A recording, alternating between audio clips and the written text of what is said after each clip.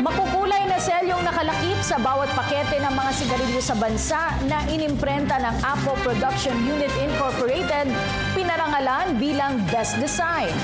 Ang detalye sa ulat ni Sweden Velado.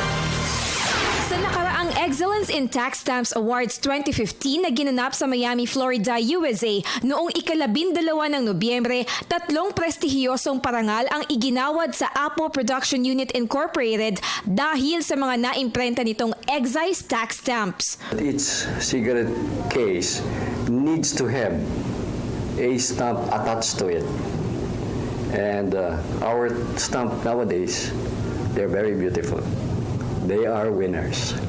Sa aking eksklusibong panayam kay Apo Production Unit President Amando Di Marucot Jr., ikinuwento niya kung bakit butanding ang napili nilang gamitin para sa mga selyo. Kasi lahat naman tayo, kilala na natin yung mga iconic blessing sa atin ng nature. Like, you have a Mayon volcano, you have the eagle, you have the beautiful beaches. But sometimes you forget that what you really see is also wealth.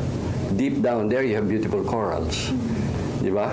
Many more species of God-endowed ocean creatures.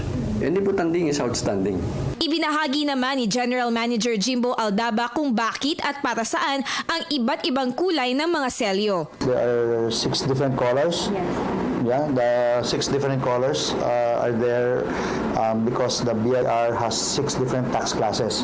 So yung changing the different colors immediately allows the inspectors of the Revenue Service to identify yung product category niya. If it's a domestic product, if it's an imported product, if it's a high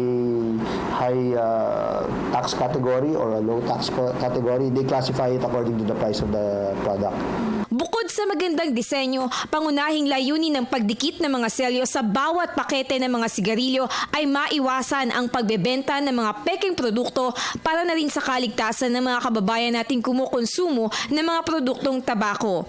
Sa ikatlong bahagi ng aking special report, inyo namang malalaman ang iba pang features na mayroon ang mga maliit na selyong ito kung kaya't ating ding nakamit bukod sa Best Design ang parangal na Best Tax Stamp Program at Best New Innovation. Para sa Telebisyon ng Bayan, ako si Sweden Velado.